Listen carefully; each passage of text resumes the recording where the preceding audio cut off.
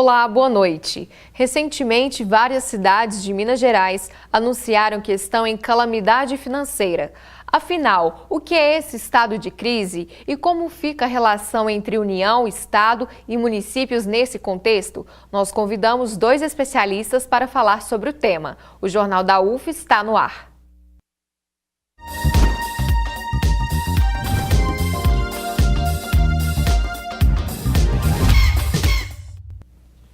Você sabe o que significa o termo calamidade financeira? Nossa equipe de reportagem conversou com um economista do Centro de Estudos, Pesquisas e Projeto Econômicos Sociais, CEPES-UFO, para explicar sobre o assunto. Veja.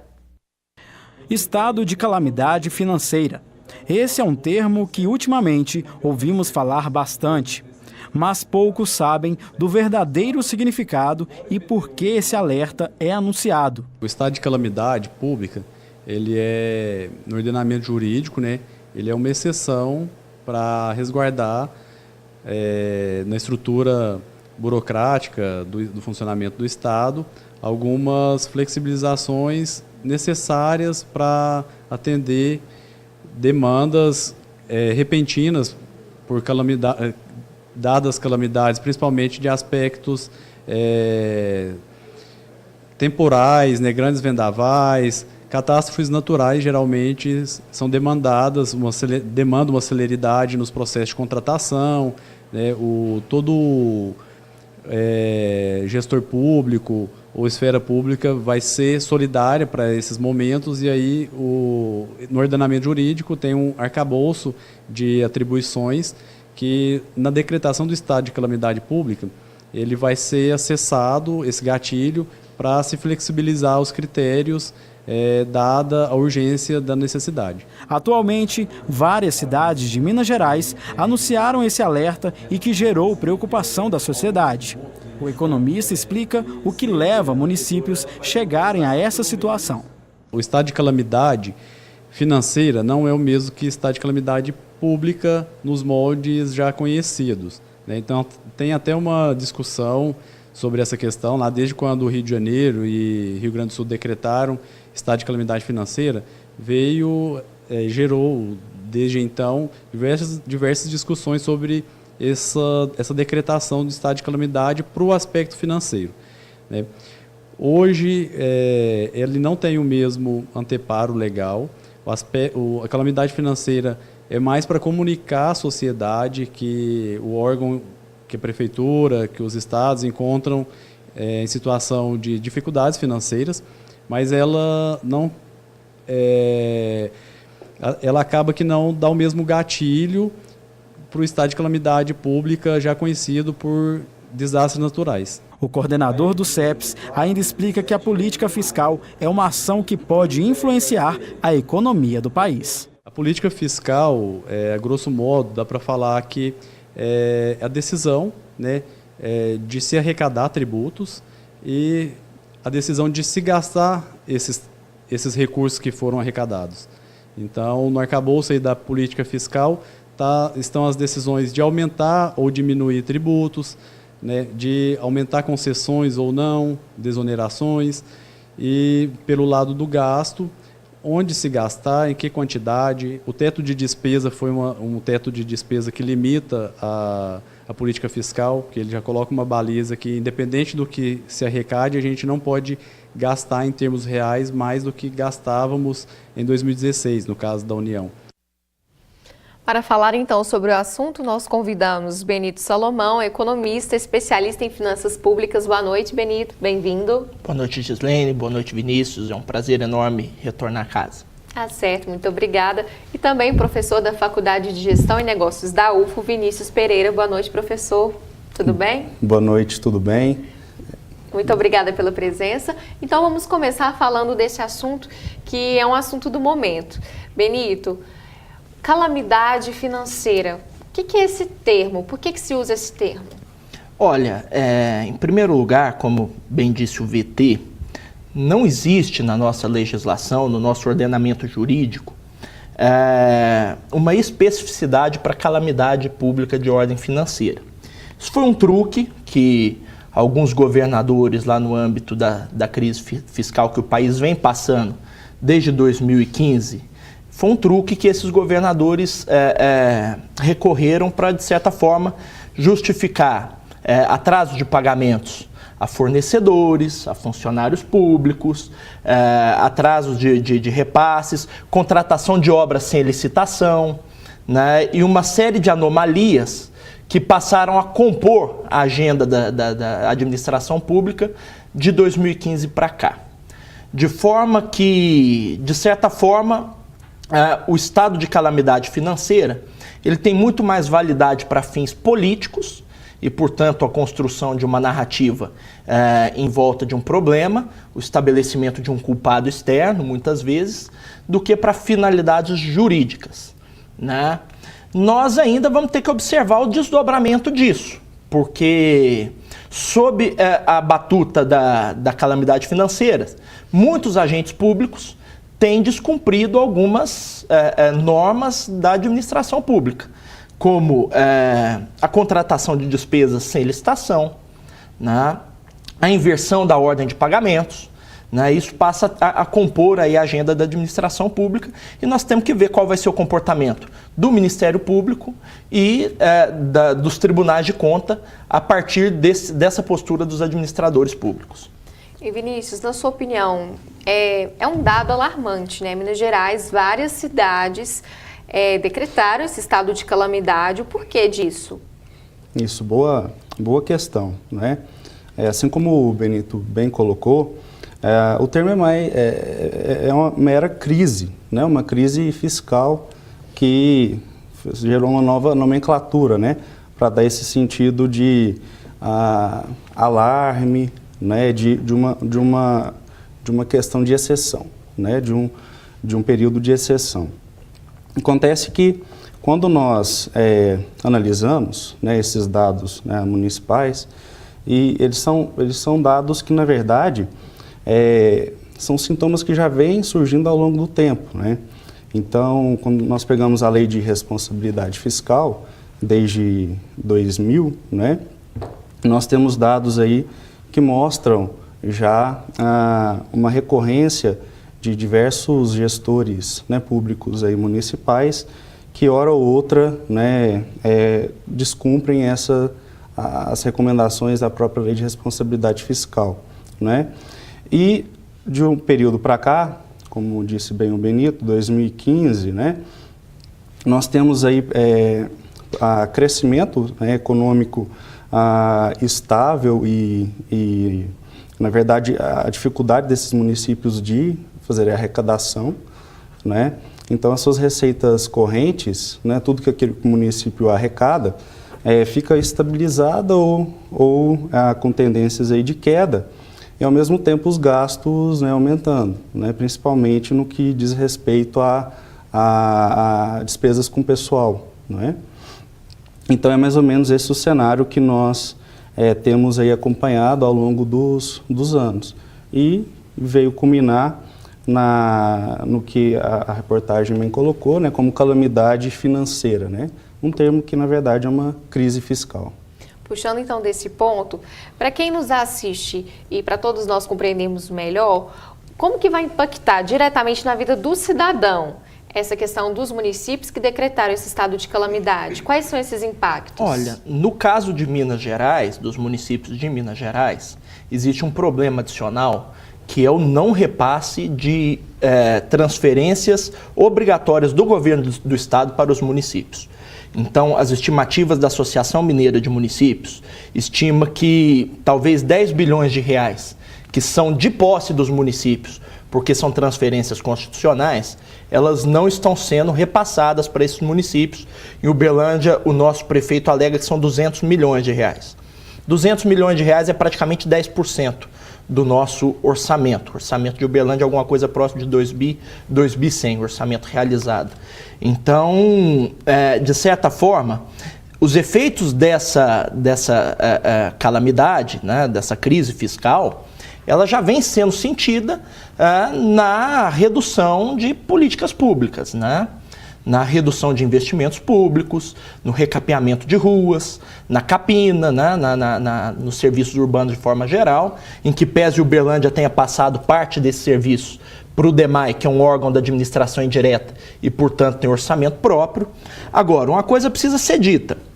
Realmente, a calamidade financeira ela não começa de um dia para o outro, né? É uma construção de talvez 10 anos.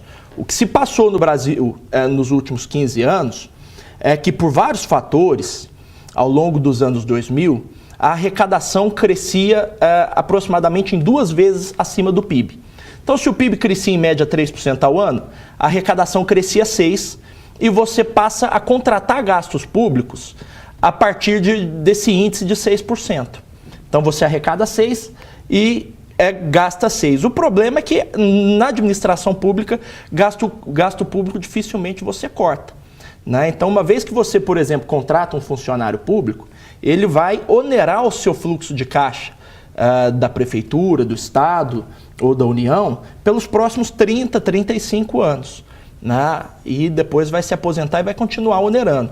Então, quando o ciclo de receita se inverte já em 2013, nós já começamos a ver o esgotamento desse modelo, a arrecadação pública começa a crescer cada vez menos, os gastos públicos continuam crescendo ao ritmo de 6%, isso gera um estrangulamento de caixa dos governos de forma geral. Quero dar um dado aqui, que dos 5.500 e poucos municípios que nós temos, 3.600 municípios estão com as contas atrasadas.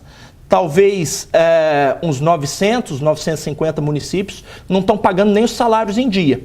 Então, é um problema, digamos assim, que já ganhou contornos agregados, já ganhou contornos macroeconômicos no país. Diante, então, de todo esse contexto, professor, como lidar com essa situação? Os municípios, juntamente com o Estado, o que eles talvez vão ter que fazer para conseguir resolver essa situação? Perfeito.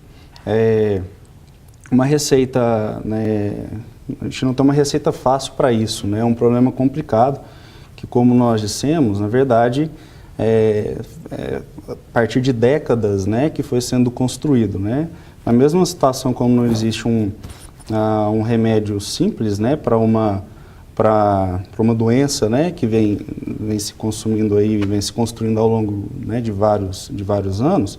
Na verdade, são medidas que precisam ser feitas, medidas de ajustes, né, fiscais, que precisam ser feitas ao longo de algum tempo, né, ao longo de alguns anos, para que a situação volte a uma situação em que as despesas, né, do governo, né, nesse caso dos municípios, sejam controladas, esses gastos sejam controlados, de modo que possa sobrar um pouco, né, e aí a lei de responsabilidade fiscal fala em torno aí de 40%, né, de tudo que é arrecadado exatamente para as políticas públicas, para que a população não sofra com a falta dessas políticas públicas, né.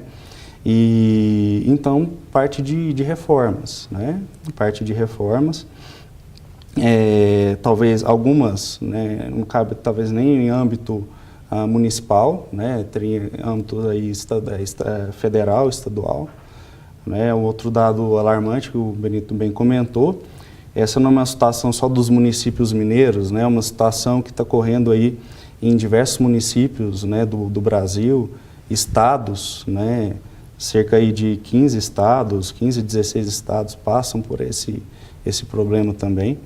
Então, na verdade, são várias medidas de ajuste fiscal, de controle de despesas, para que, ao longo aí de alguns anos, nós voltemos à situação desejada, vamos dizer assim. Tá certo. Daqui a pouco, então, a gente continua com a nossa conversa.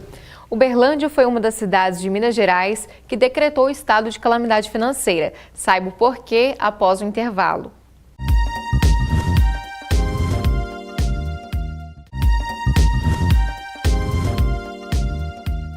Estamos de volta. Será que vem chuva por aí? Confira na previsão do tempo.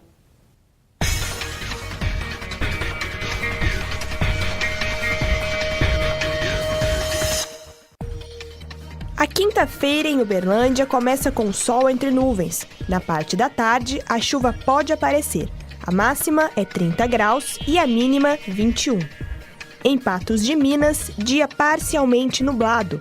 É provável que chova à tarde ou à noite. Temperaturas entre 30 e 21 graus. Manhã parcialmente nublada em Monte Carmelo e grande possibilidade de pancadas de chuva à tarde. Mínima de 20 graus e máxima de 31. Nebulosidade intensa em Ituiutaba e 80% de probabilidade de chuva. Temperatura mínima de 22 graus e máxima de 33. Em Prata, o dia também fica nublado e há chance de chover. A máxima fica 32 e a mínima 21 graus. O prefeito de Uberlândia, Odélio Leão, assinou no dia 21 de novembro um decreto que apresenta o estado de calamidade financeira do município. A medida foi adotada em razão do agravamento da falta de repasses obrigatórios pelo governo do estado. Em novembro de 2018, mais de 130 cidades de Minas decretaram estado de calamidade financeira. Dentre elas, Presidente Olegário, Patos de Minas, Sete Lagoas, São João del Rei e Uberlândia. Segundo o levantamento atualizado da Associação Mineira de Municípios, a dívida do governo estadual com Uberlândia é superior a 222 milhões de reais. Desse valor, aproximadamente 50 milhões são de ICMS, mais de 60 milhões do Fundeb e 91 milhões da saúde, mais de 1 milhão do piso mineiro de assistência social fixo e, em média, 79 milhões de transporte escolar. Para o economista, existe possibilidade dos municípios saírem do agravamento da falta de repasse por parte do governo. O remédio para resolver isso é crescimento, desenvolvimento, distribuição. Por que distribuição? Porque todas essas questões. Porque para arrecadar no ente local, você vai arrecadar IPTU, que precisa, o recurso tem que estar disponível, né, para todos os munícipes, né, recurso financeiro, o pessoal tem que estar empregado para ter condição de arcar com o imposto. O ISS, né, a atividade econômica do município tem que estar aquecida para poder estar gerando, tendo movimentação de serviços, onde é tributado, arrecadado esse tributo.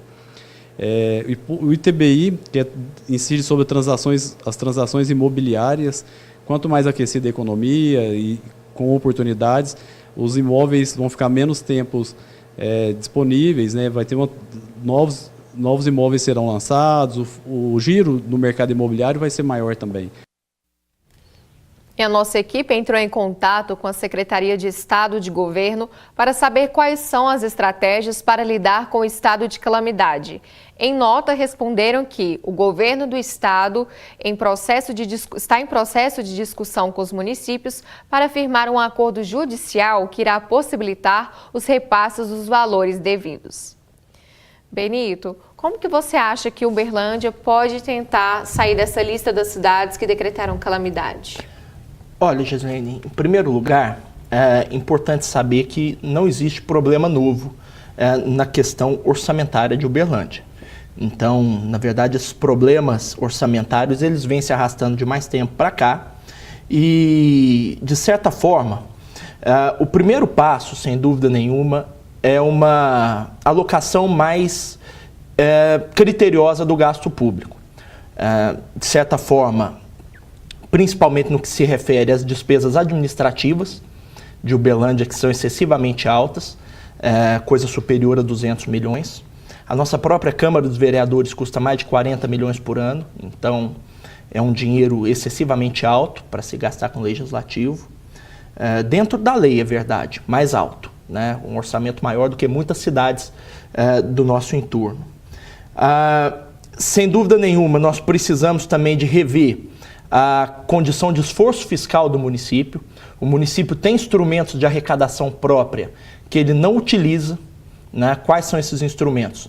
Basicamente o IPTU, o ITBI e o ISS.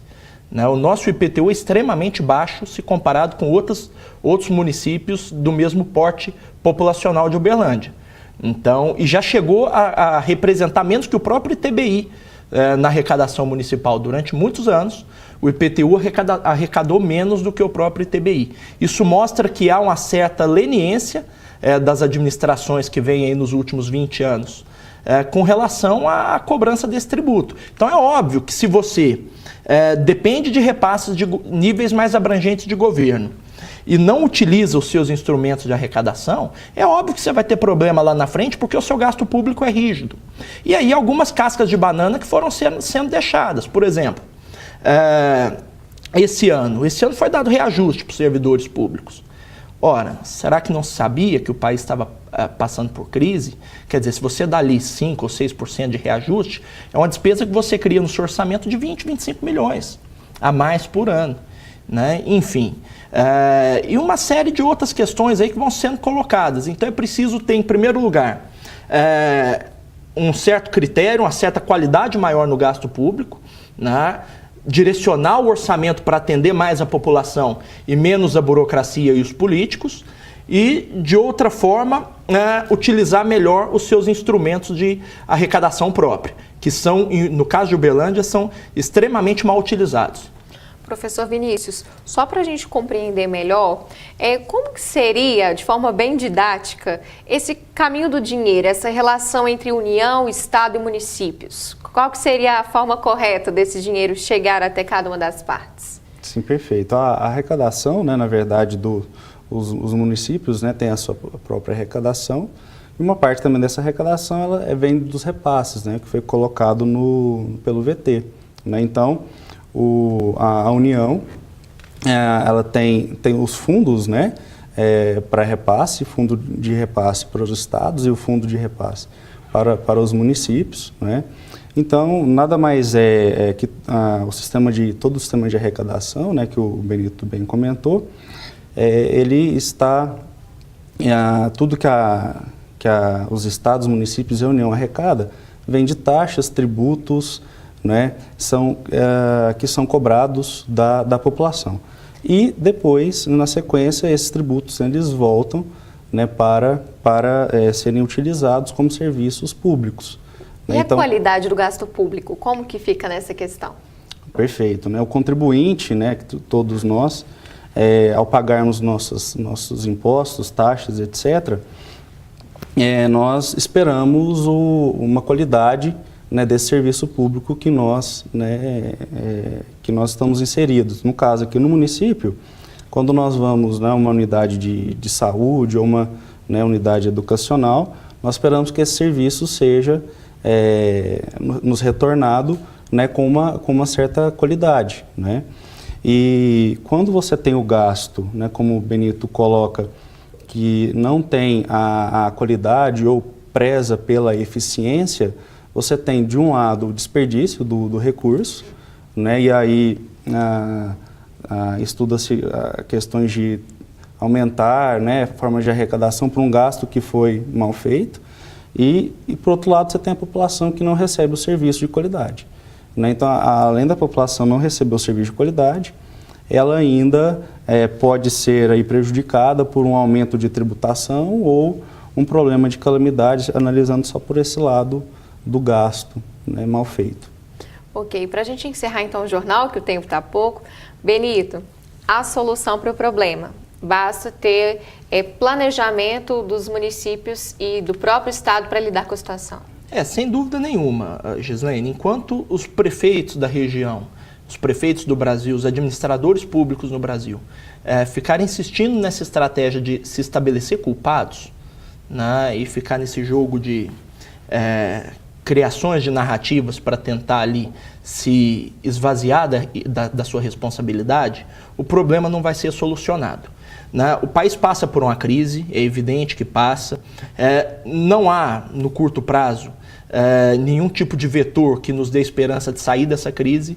Então, o que nós vamos precisar fazer no setor público, a partir de agora, é mais com menos. Então, e fazer mais com menos significa, muitas vezes, escolher prioridades, né? As prioridades que se deram ao longo dos anos 2000 e ao longo da primeira metade dessa década, de certa forma, elas estão se mostrando que não vão ser capazes de se dar mais a partir daqui. Então, nós precisamos de direcionar realmente o orçamento para aqueles gastos que são essenciais, principalmente despesas sociais e despesas com investimentos públicos, porque o que nós vimos no Brasil nos últimos anos é que o gasto público que cresceu foi o gasto com custeio, enquanto o gasto de capital é o gasto que está sendo cortado agora. E é por isso que temos uma infraestrutura tão ruim nas nossas cidades e no nosso país. Ok, então é com essa reflexão que nós encerramos o Jornal da UFO de hoje. Professor Vinícius, muito obrigada pela participação. Eu que agradeço, à disposição. Benito, muito obrigada também pelas informações. Obrigado, Gislene, obrigado, Vinícius. Prazer estar aqui. Você sabe qual é a história do samba no Brasil? Amanhã vamos falar sobre esse tema e você pode enviar suas dúvidas para a nossa página no Facebook ou WhatsApp. Boa noite e até amanhã.